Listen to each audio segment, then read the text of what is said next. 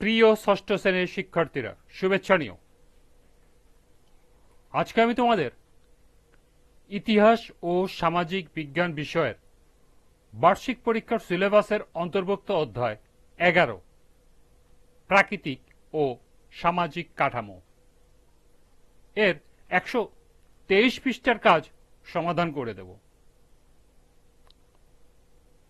প্রথমে তোমাদের বলবো, যারা আমার চ্যানেলটি সাবস্ক্রাইব করো নাই তারা আমার চ্যানেলটি সাবস্ক্রাইব করবে এবং আমার সাথে থাকবে। তাহলে চলো আমরা ক্লাস শুরু করি। 123 পৃষ্ঠার প্রথমে আছে দলগতভাবে লুডু খেলার নিয়ম। এগুলো তোমরা বাসায় পড়ে নিও। এখন আমরা পড়ব চলো যাই শিক্ষা ভ্রমণে। পরের দিন ক্লাসে নীলা হারুনকে বলল, আমাদের দেশে তো অনেক ধরনের ভূমিরূপ আছে, আমরা তো সেসব জায়গায় কোনো একটিতে শিক্ষা ভ্রমণে যেতে পারি।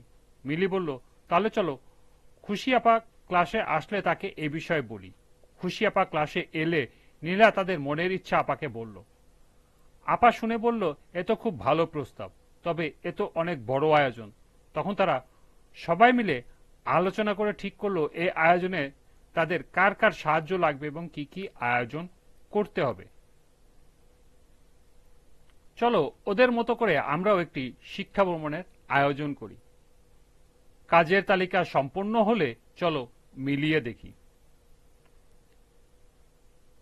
শিক্ষা ভবনের উপরে এখানে একটি ছক দেওয়া আছে, লক্ষ্য করো। প্রথমে আছে স্থান নির্বাচন, দিন, তারিখ, সময়। এরপর আছে যানবাহন, শিক্ষক মণ্ডলী, খাবার এবং সর্বশেষ ডানের কলামে আছে ফি। খাবারের মধ্যে তিনটি ভাগ আছে, সকাল, দুপুর, রাত।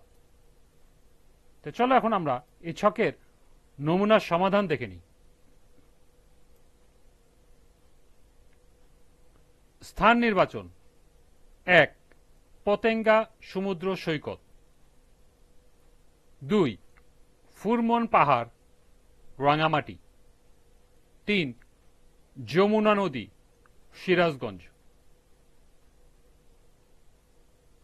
দিন, তারিখ: 22শে ডিসেম্বর, রবিবার। যানবাহন বাস। শিক্ষক মণ্ডলী: 1. মিরাজুল ইসলাম, গণিত বিভাগ। 2. জান্নাতুল নাইমা, পদার্থ বিজ্ঞান বিভাগ। 3. মোস্তাফিজুর রহমান, ইংরেজি বিভাগ। এরপর খাবার: সকালে পাউরুটি, মিষ্টি, কলা, কেক, পানি। দুপুরে প্যাকেটজাত বিরিয়ানি, পানি, দই।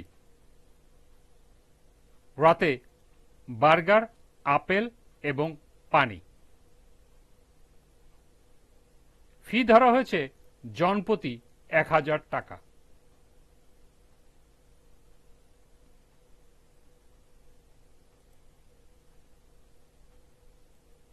এরপর এই অংশগুলো তোমরা বাসায় রিডিং পড়ে নিও। এরপর আছে ধর্মগোলার গল্প এবং এর উপরে প্রশ্ন উত্তর। আজকের ক্লাসটি এ পর্যন্তই। পরবর্তী ক্লাসে ধর্মগোলার গল্পের সমাধান করে দেব।